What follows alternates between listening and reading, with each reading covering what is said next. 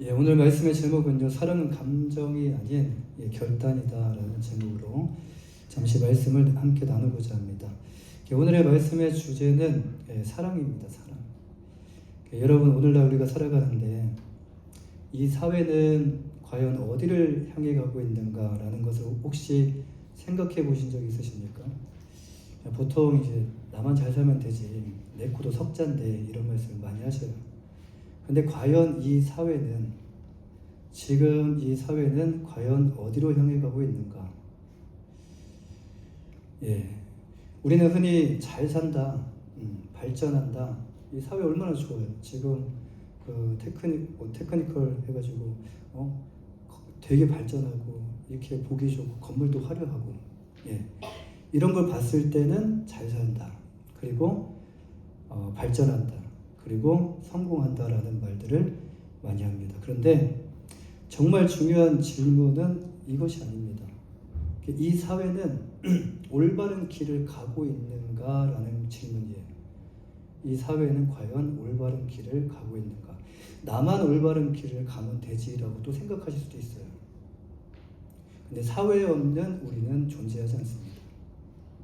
우리는 사회적 동물이기 때문에 이 사회가 우리하고 연결되어 있다는 거예요. 우리 사회는 지금 올바른 길을 가고 있는가? 단순히 눈에 보이는 그런 성장과 이런 성공이 아니라 정말 바른 방향으로 가고 있는가를 우리는 질문해야 합니다. 그렇다면 여기서 또 하나의 질문이 생겨요. 그렇다면 무엇이 올바른 길인가? 여러분은 무엇이 올바른 길이라고 생각하십니까? 세상은 우리에게 다양한 길을 제시를 하죠. 그런데 그들이 제시하는 다양한 길을 우리가 손으로 이렇게 세워보면 무엇이 올바른 길이고 무엇이 잘못된 길이라는 것을 말해주지는 않아요. 세상이 말해주는 그 길은 우리가 생각하고 찾아야 하는 길은 얼마나 잘 사는 것이 아니라 여러분 어떤 삶을 살아야 하는 것이에요. 우리가 생각을 하면서 찾아야 되는 것이 무엇이 올바른 길인가? 이 질문 안에는 기준이 있어요. 기준이 있어야 우리가 방향에 대한 이런 판단을 할 수 있기 때문에 그렇습니다. 여러분은 무엇을 기준으로 이 세상을 바라보십니까? 무엇을 기준으로 옳고 그른 것들을 또한 판단하십니까? 그것이 바로 우리가 이제 세상을 바라보는 가치관이라고 말하죠. 그리고 그것이 바로 우리가 세상을 바라보는 세계관이라고 말합니다. 사람들마다 세계가 다 달라요. 사람들은 각자 자기 안에 세워둔 그 기준으로 이 세상을 바라보며 판단하며 나아갑니다. 그래서 어떤 사람은 이것이 옳다고 말을 해요. 이거 옳은 것 같은데.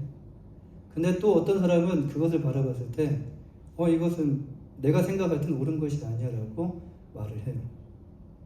서로가 기준이 다르기 때문에 서로가 생각하는 가치나 세계관이 다르기 때문에 똑같은 것을 바라봐도 어떤 사람은 옳다고 말하고 어떤 사람은 아니다라고 말을 한다는 거예요.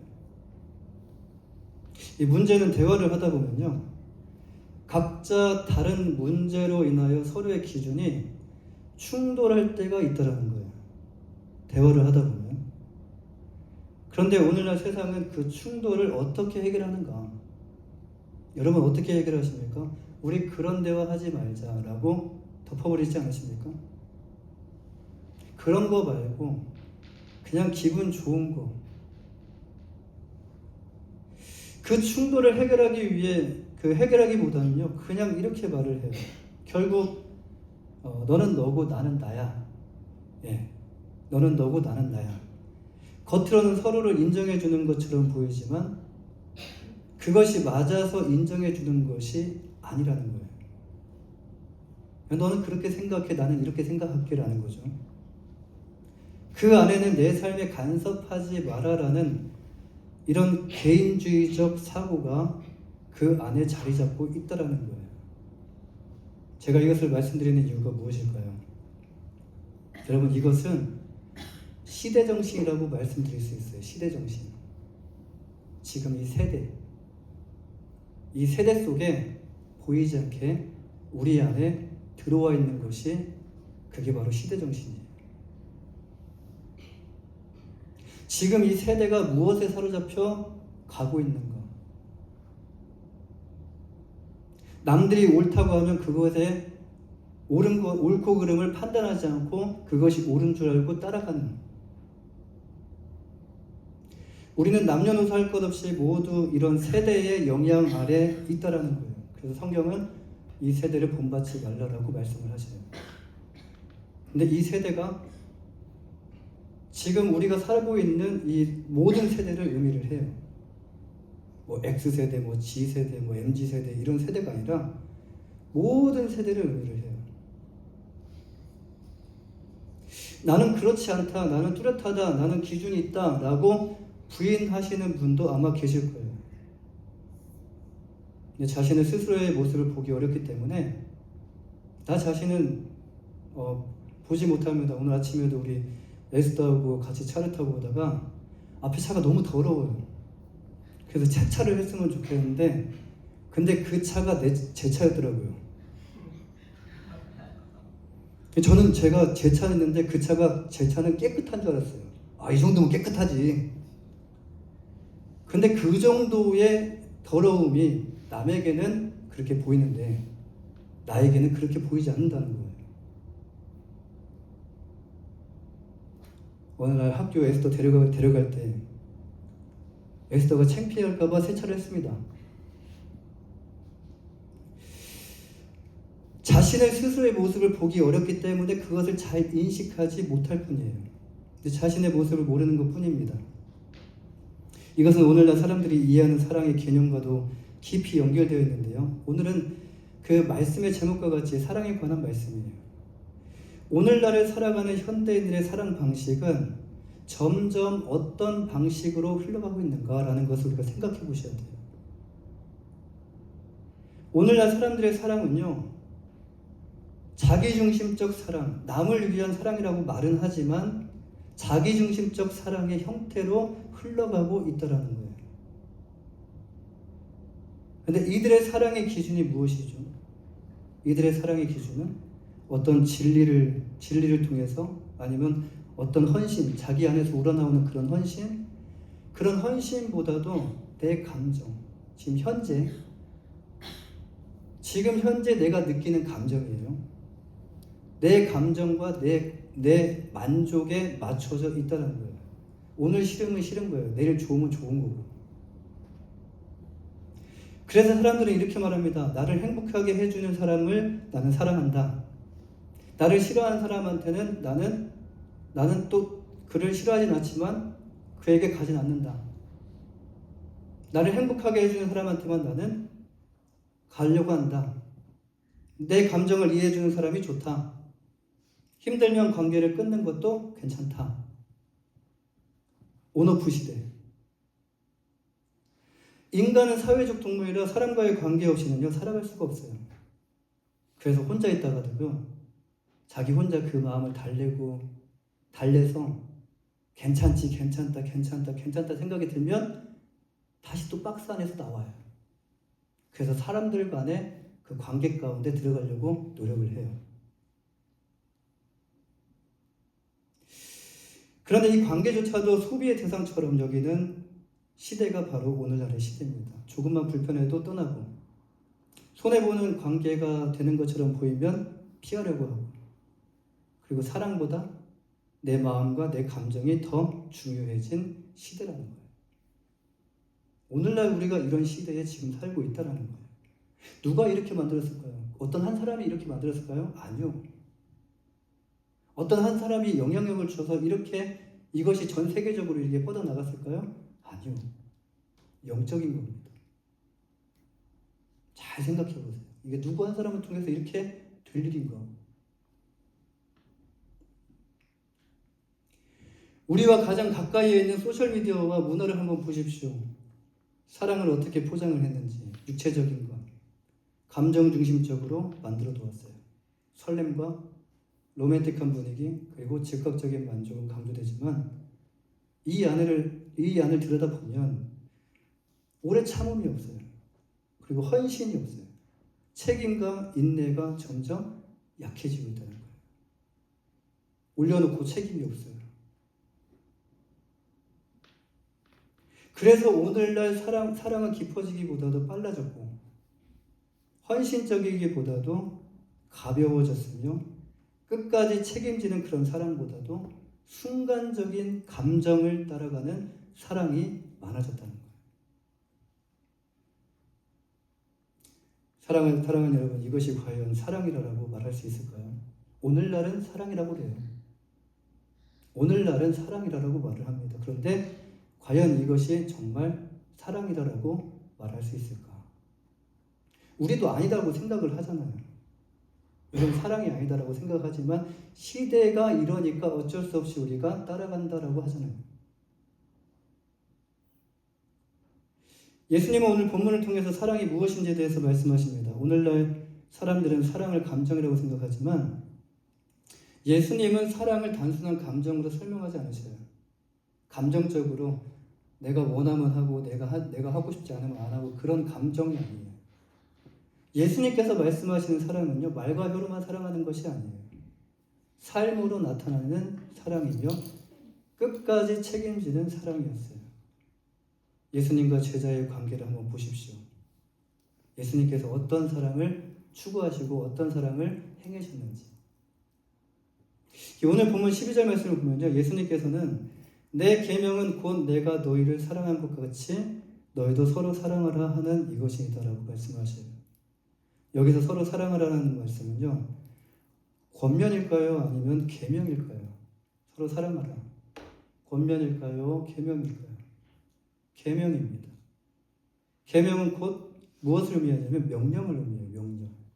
명령이라는 것은 하기 싫어도 해라는 거예요. 해야 된다는 거. 이 말씀은 곧 사랑은 선택사항이 아니라 예수님을 따르는 사람이 반드시 순종해야 하는 삶의 방식 중에 한 가지라는 거예요. 예수님은 제자들에게 어떻게 사랑하라고 말씀하십니까? 그 방법에 대해서 내가 너희를 사랑할 것 같이. 제자들은 뒤를 한번 돌아봤을 거예요. 지난 날들 예수님과 함께 했었던 그 날들을 예수님께서 이렇게 우리를 사랑하셨구나. 예수님께서 이렇게 사랑하셨구나. 그런 생각들을 했을 거예요. 이게 사랑이구나. 그런데 이 안에는요, 지금 이후에 일어날 일들의 내용이 내포되어 있어요. 무엇이 사랑인지. 내가 너희를 사랑한 것 같이 지금 이 사랑은 아무것도 아니야. 그냥 빙산의 일각에 불과할 뿐이야. 이 말씀은 우리의 사랑의 기준이 세상이 아니라 예수님의 뜻입니다. 세상이 사랑하는 방식은 무엇입니까? 감정에 따른 방식이에요. 감정이 앞서 있어요. 감정이 있으면 사랑하고, 그리고 감정이 식으면 떠나는 사랑입니다. 헤어진 것을 딱 봤을 때 내 감정이 내가 이제 너를 사랑하지 않는데 내가 너를 어떻게 다시 만날 수 있어? 요즘 세대가 그렇습니다. 하지만 예수님의 사랑은 어떻습니까? 예수님의 사랑은요, 상황과 환경에 따라 변하지 않는 사랑이었어요. 예수님의 제자들을 어떻게 사랑하셨습니까? 제자들이 예수님께 잘하고 잘 섬겨서 예수님께 잘 보여서 이렇게 예수님께서 제자들을 그래서 사랑하셨을까요? 자기에게 잘하는 사람을 사랑하는 것은 누구도 할 수 있는 사랑이에요. 예수님은 제자들이 부족한 것을 아셨습니다. 또한 자신을 배신할 것도 아셨고요. 그리고 자신을 버리고 도망갈 것도 아셨어요. 부인할 것도 아셨어요. 그것을 아셨음에도 불구하고 예수님은 제자들을 끝까지 사랑하셨어요. 끝까지 포기하지 않으셨다는 거예요. 내가 너희를 사랑한 것 같이 너희도 서로 사랑하라는 이 말씀과 그 다음 구절 이제 13절 말씀에 나오는 사람이 친구를 위하여 자기 목숨을 버리면 이라는 이 말씀은요, 제자들을 향한 단순한 어떤 교훈 정도가 아니라 곧 다가올, 이 미래가 먼 미래도 아니에요. 곧이에요. 곧 다가올 예수님의 그 십자가 사건을 미리 보여주는 말씀이었습니다. 사랑이 무엇인지. 예수님은 조건이 맞아서 제자들을 사랑하신 것이 아닙니다. 부모와 자녀와의 간의 사랑, 조건적인 사랑이 아니죠. 무조건적인 사랑이죠. 그런 사랑, 예수님은 조건이 맞아서 제자들을 사랑하신 것이 아니라 사랑하기로 결정하셨기 때문에, 결단하셨기 때문에 제자들을 끝까지 사랑하셨다라는 말씀이에요. 우리와 예수님의 사랑, 우리가 삶을 살아가다 보면은 여러 가지 많은 일들이 있죠.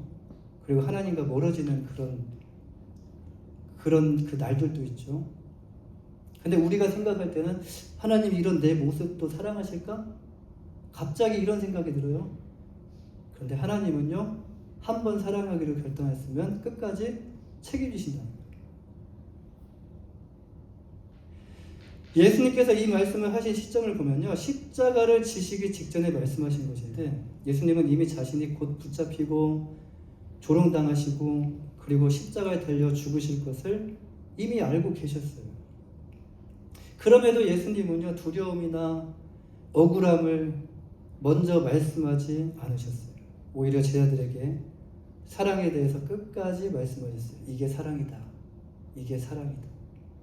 이런 상황 속에서 예수님은 가장 큰 사랑이 무엇인지, 사랑 중에서 가장 큰 사랑이 무엇인지 말씀하여 주시는데, 그리고 진정한 사랑이 무엇인지 그 사랑에 대한 정의에 대해서 이렇게 말씀하십니다. 보면 13절 말씀. 13절 말씀에서 예수님은 사랑이 무엇인지에 대해서 제자들이 이해할 수 있도록, 사람이 친구를 위하여 자기 목숨을 버리면 이보다 더 큰 사랑이 없나니라고 말씀하셔요. 이것은 무엇을 의미하는 것일까요? 문자 그대로 육체적인 죽음을 의미를 해요. 그런데 이것은 단순히 육체적인 죽음만을 또 의미하는 것은 아닙니다. 물론 예수님께서는 실제로 자신의 생명을 십자가 위에서 내어주셨어요. 죽으셨죠. 하지만 이 말씀 안에는 더 깊은 영적인 의미가 담겨져 있어요. 이거는 그때 가면 내가 그렇게 할게라는 의미가 아니에요. 자기 목숨을 버리기 위해서는 무엇이 선행되어야 하는가? 이것은 어느 한 순간에 할 수 있는 그런 행동이 아니라는 거예요. 친구를 위해서 자기 목숨을 버리는 것을 가볍게 생각할 수 있는 사람이 과연 누가 있을까요? 여러분, 친구를 위해서 여러분의 목숨을 버려야 된다라고 그런 날이 왔어요. 그런 때가 왔습니다. 누가 이 생명을 버리는 것에 대해서 가볍게 생각할 사람이 누가 있겠냐는 거예요. 선행되어야 되는 것이 무엇인가? 자기 자신을 먼저 내려놓는 것이 선행되어져야 된다는 거예요. 사람은 본래 자기중심적으로 살아가는 이런 본성이 있습니다. 남을 위해서 우리가 살아간다고 말을 하지만 미안하니까 남을 위해서 이렇게 좀 살아가는 것이지, 나를 위해서 막 추구하다 보니까 갑자기 미안한 마음이 드는 거예요. 근데 사람의 본성에는 뭐가 있냐면 자기중심적으로 살아가려고 하는 그런 본성이 있어요. 뭐든지 내 중심이에요. 우주의 중심이 누구예요? 나라는 거예요. 나. 내 감정, 내 자존심, 내 유익, 내 뜻을 붙들고 살아가려고 하는 본성이 있어요. 그래서 관계 속에서도 끊임없이 우리 자신을 주장하게 됩니다. 그래서 뭐라고 생각하냐면 내가 인정받아야 하고 내 마음이 우선되어야 한다라고 말을 해요. 다른 사람도 중요하지만 우선 내 마음이 우선되어진다. 근데 이것을 과연 사랑이라고 말할 수 있을까? 진짜 사랑은 무엇일까요? 여러분, 진짜 사랑은요, 이와 반대되는 행동을 말합니다. 우리 안에 있는 이기심이 살아나는 것이 아니라 이기심이 죽어야 가능한 것이 바로 진짜 사랑이에요. 이 본문에서 자기 목숨을 버린다라는 것은요, 자기 목숨을 버린다. 단순히 존재 자체가 사라진다는 것만을 의미하는 것이 아니라 자기중심적인 옛사람을, 내 중심으로 살아왔던 그 옛사람을, 옛 성품을 내려놓는다는 의미가 이 안에 내포되어 있어요. 옛 성품, 옛 사람을 내려놓는다라는 의미가 담겨 있어요. 자기중심적인 옛사람은 무엇입니까? 나의 자존심이에요. 자존심. 나의 욕심이에요. 내 욕심을 위해서 사람을 만나고 내 자존심 때문에 사람에게 미안하다는 말도 못하고 나의 주장만 앞세우던 모습을 내려놓는 거. 그리고 이제 상대를 살리기 위해서 우리 자신을 내어주는 거예요. 여러분, 제가 최근에 겪었던 부끄러운 고백을 하나 하고자 합니다. 아이들과 함께 도서관에 일주에서 2주 사이에, 그러니까 어느 날은 일주일 그 안에, 어느 날은 2주일 안에 도서관을 책을 빌려오기 위해서, 책을 반납을 하고 빌려오기 위해서 도서관에 아이들과 갑니다. 아이들이 책을 빌려오면 한 20권, 그러니까 개인당 한 20권 이상씩 빌려와요. 근데 제가 시간이 돼서 며칠 전에, 지난주에요. 며칠 전에 아이들과 함께 도서관을 함께 가게 되었는데, 도서관을 가면 저는 할 일이 없으니까 도서관 2층에 가서 설교 준비를 하고 아이들에게 이제 시간을 주면서 놀 수 있는, 아이들에게 이제 컴퓨터를 할 수 있는 시간을 주었는데, 시간을 정해주면서 5시부터 6시까지 이렇게 1시간 동안 컴퓨터를 해라. 그 이상 하지 말고 6시에 이제 책을 빌리고 이제 뭐 체크아웃하고 이렇게 해라. 6시가 지나고 6시 20분쯤에 이쯤 되면 이제 그 아이들이 책을 다 빌렸겠지, 체크아웃까지 다 끝냈겠지라고 생각하고 정리를 하고 이제 내려왔는데, 체크아웃을 하지 않고 책을 빌리기 위해 이리저리 막 돌아다니는 거예요. 이게 뭔 일이지? 분명히 6시에 끝났으면 지금쯤이면 체크아웃을 하고도 남은 시간인데? 그때 아이에게 물어봤습니다. 그랬더니 15분쯤, 6시에 끝난 게 아니라 6시 15분에 끝낸 거예요. 6시 15분에 컴퓨터에서 끝나고 일어났다는 겁니다. 그때 저는 갑자기 약속을 지키지 않은 것에 대해서 화가 났어요.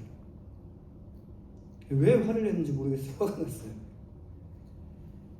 그래서 그 도서관에서 약속을 했는데 왜 약속을 안 지켜서 시간을 이렇게 꼬이게 하냐. 지금 이후에 해야 될 일들이 있는데 왜 시간을 이렇게 꼬이게 하냐라고 아이들을 나무랐어요. 그런데 돌아보니까요, 그 15분이 정말 그렇게까지 화낼 일이었나라는 그런 생각을 하게 되었습니다. 그 15분이라는 시간이. 그리고 그냥 내 자신이 부끄러웠어요. 그렇게 아이들에게 그 시간을 더 주지 못하고 그냥 그렇게 내가 화가 난다고 해서 그렇게 화를 내는 그 자체의 나의 모습이 너무 부끄러웠어요. 나는 왜 아이들에게 화를 냈을까 생각해 봤는데, 그것은 내 기준과 지금 내가 놓인 그 권위가 무시당했다라는 그런 자기중심적 자존심 때문이었다는 거예요. 그냥 웃으면서 재미있었니? 다음엔 약속 시간을 더 잘 지켜보자라고 이렇게 상냥하게 말을 할 수 있었는데 제가 좀 그러진 않아요. 근데 내가 옳다고 증명하기 위해 아이들을 나무라며 마음을 아프게 했던 것이 마음에 걸렸습니다. 솔직히 생각해 보면요, 그렇게 어려운 것도 아니에요. 조금 한 걸음 뒤로 물러가면 그렇게 어려운 것도 아니에요. 그렇게 어려운 것도 아닌데 쉽게 죽지 않고 불쑥불쑥 예상치 못한 곳에서 툭툭 튀어나오는 나의 이기심과 자존심이 문제였다는 거예요. 예수님께서 말씀하신 사랑은요, 결국 자기 부인과 연결이 되어 있습니다. 자기 자존심, 자기 이기심, 그걸 죽이는 것이 바로 자기 부인인데, 누가복음 9장 23절 말씀에서 또 우리에게 이르시되 아무든지 나를 따라오려거든 자기를 부인하고 날마다 제 십자가를 지고 나를 따를 것이니라고 말씀하십니다. 십자가의 사랑은 무엇이죠? 십자가의 사랑, 예수님의 십자가를 한번 묵상해 보시길 바라요. 십자가 위에 달려 죽으신 예수님은 왜 십자가에 달려 죽으셔야만 했는가? 인류의 죄를 대신하여 예수님께서 십자가에 달려 죽으셨는데 인류에게 무엇을 주시기 위해서 십자가에 달려 죽으셨는가? 인류에게 영원한 생명을 주시기 위해 십자가 위에 자신을 내어 주셨다라는 말씀입니다. 이 말씀을 이제 우리에게 적용해 보면 십자가의 사랑. 지금 우리가 이 자리에 서 있는 것도 십자가의 사랑 때문에 그래요. 십자가의 은혜와 사랑이 없었다면 우리는 이 자리에 설 수 있는 자격이 없어요. 십자가의 사랑은요, 내가 중심에 있는 삶이 아니라 하나님과 이웃을 위해 자신을 내어주는 삶이 바로 십자가의 사랑이에요. 여기서 우리는 이제 우리의 존재에 대해서 한번 생각해 볼 수 있는데요. 그렇다면 이제 우리의 존재는 어떻게 되는가? 자기 부인, 나를 죽이라는데, 그렇다면 이제 우리 존재는 어떻게 되는가? 우리 존재 자체는 이제 사라지게 되는가? 나는 없어지는 것인가? 우리는 보통 누군가가 사라져야 다른 누군가가 산다라는 이런 방식으로 생각할 때가 참 많아요. 극단적으로. 마치 한쪽이 없어져야 다른 한쪽이 존재할 수 있는 것처럼 그렇게 생각한다는 거예요. 그래서 인정하고 싶지 않은 거예요. 그래서 주고 싶지 않은 거예요. 그래서 자기 목숨을 버린다는 이 말씀을 들으면요, 내가 완전히 없어져야 한다는 건가? 내 존재를 부정하라는 것인가? 그럼 나는 자꾸 뭐에 묵상을 하게 되냐면, 그럼 나는이라는 것에 묵상을 하게 된다는 거예요. 나는. 이렇게 오해하기가 쉽다는 거예요. 하지만 예수님은 그런 의미로 말씀하신 것이 아니에요. 예수님께서 말씀하신 사랑은요, 우리 자신이 없어지는 것이 아니에요. 앞서 말씀드린 시대정신이 바로 우리를 이렇게 생각하고 그렇게 흘러가도록 만들었는데, 세상은 너를 지키라, 너를 증명하라, 너를 드러내라, 너를 세상 가운데 드러내라 라고 말을 합니다. 그런데 이렇게 하는 것이 정말 사는 것인가? 나를 드러내는 것이, 나를 증명하는 것이, 나를 지키는 것이, 이게 바로 정말 사는 것인가? 여러분, 거짓은 절대로 진실을 낳을 수가 없습니다. 거짓은 항상 낳으면 뭘 낳아요? 계속 거짓을 낳아요. 거짓된 세상은 우리에게 무엇을 보여주고 무엇을 들려줄까요? 지금 제가 말씀드리는 이 세상은요, 지금 이 육신적으로 보여지는 이 세상을 의미하는 것이 아니에요. 보이지 않는 악한 영에 붙잡혀 있는 세상을 의미하는데, 보이지 않는 악한 영에 무엇에 붙잡혀 있다는 거예요? 거짓의 영에 붙잡혀 있다는 거예요. 거짓된 세상은 아무리 진실된 것을 우리에게 보여주고 아무리 진실된 것을 우리에게 들려줘도 그것은 거짓이라는 거예요. 우리의 진짜 삶이 무엇인지 알기 위해서는 우리는 무엇을 봐야 됩니까? 세상이 아니라 예수님의 십자가가, 우리의 진짜 삶에 대해서 십자가가 대답해 준다는 말씀이에요. 진짜 삶이 무엇인가? 우리가 우리 자신을 버린다는 것은요, 죽는 것 같지만 사는 것이고, 내어주는 것 같지만 얻는 것이에요. 그리고 낮아지는 것 같지만 가장 높아지는 것이 바로 우리 자신을 버린다는 거예요. 결국 목숨을 버린다는 것은요, 자기중심적으로 살던 그 삶의 방식, 그렇게 살면 모든 사람들에게 피해가 가요. 나만 좋으면 됐지라고 생각하는데 결국 그 피해가 누구한테 돌고 누구한테 오냐면 나한테 와요.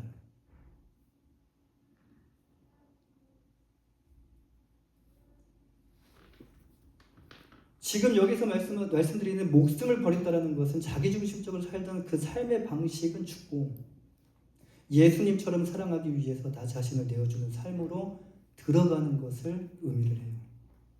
내가 죽는다는 것은 예수님 안에 내가 이제 들어간다는 것을 의미를 해요. 이것이 누구라고요? 이것이 바로 진정한 친구다라는 말씀이에요. 예수님께서 이렇게 말씀하시고 이제 본문 15절 말씀에 보면 뭐라고 말씀하십니까? 너희를 친구라 하였노니. 본문 15절 말씀입니다. 우리 15절 말씀 함께 읽어보겠습니다. 본문 15절 말씀. 시작. 이제부터는 너희를 종이라 하지 아니하리니 종은 주인이 하는 것을 알지 못함이라. 너희를 친구라 하였느니 내가 내 아버지께 들은 것을 다 너희에게 알게 하였습니다. 아멘.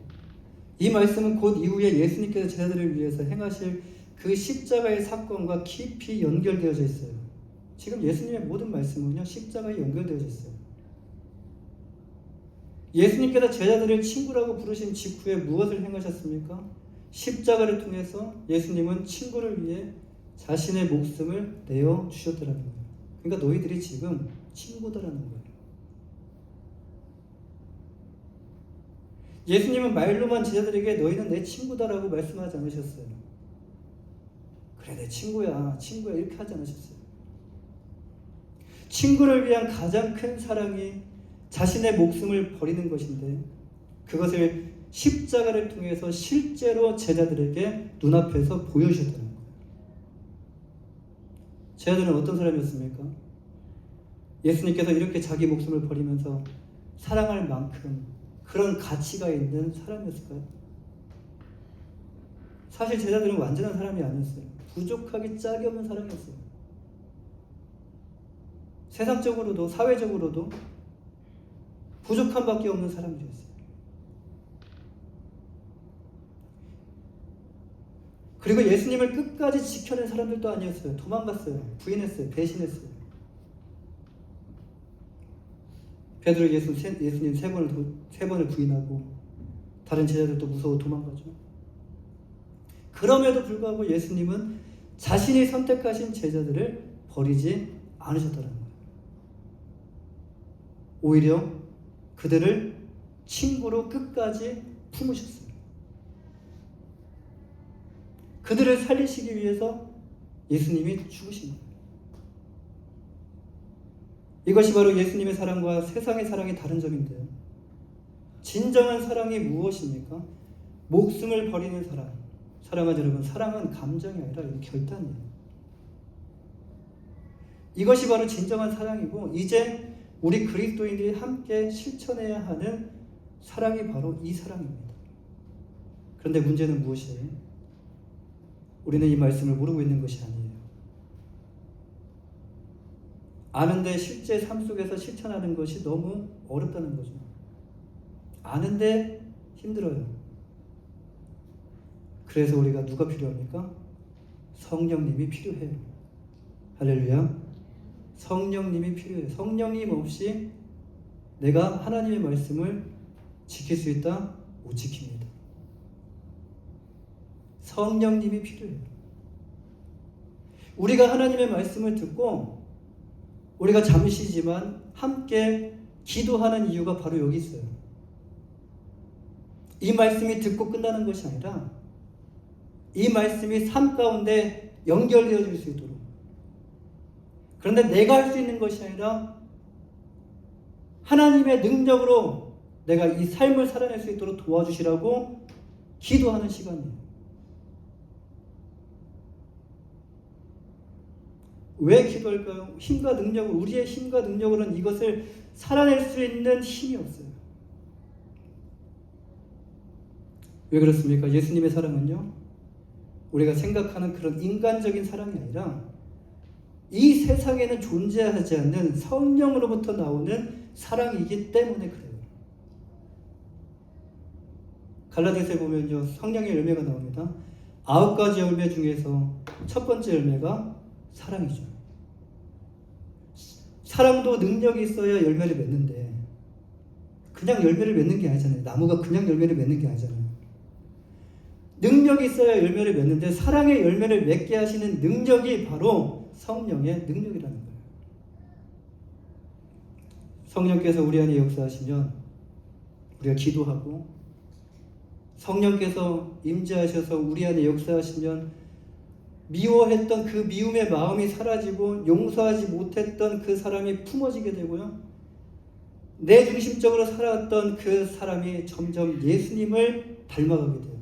예수님을 닮아가는 사람들을 보면요, 자기중심적으로 자기의 힘으로 자기의 능력으로 예수님을 닮아가는 것이 아니에요. 성령이 역사하시면 여러분 사랑이 회복됩니다. 할렐루야. 성령이 역사하시면 분열되었던 교회, 분열되었던 교회가 하나가 되고요, 미워하는 마음이 사라져요. 그리고 서로 부둥켜 안고 용서하고 울어요. 근데 이게 내 힘이 아니에요. 막 눈물이 나요. 기도할 때마다 눈물이 나요. 내가 언제 이런 사람이었나라 그런 생각이 들 정도로 다른 사람을 위해서 막 기도하면서 막 눈물이 나요. 이게 누가 역사하시는 거예요? 미워하는 마음이 사라지고 서로 용서하게 되고 자기중심성보다 이제 교회 안에 예수님의 마음이 드러나게 된다는 거예요. 여러분 이제 찬양하고 함께 기도하실 텐데 다른 기도하지 마시고요, 성령님 도와주시라고. 진짜 우리 교회 성령님이 임하셔야 돼요. 성령님 도와주시라고, 성령님 내 마음 다스려달라고. 가정에서, 직장에서, 친구들 간의 관계 가운데, 교우들 간의 관계 가운데 성령님 내 마음을 다스려달라고. 예수님처럼 사랑하는 마음을 우리에게 주시라고 기도하시길 바랍니다. 하나님께서 우리 교회 안에 성령님을 통하여 놀라운 일을 행하실 줄 믿습니다. 기도하겠습니다.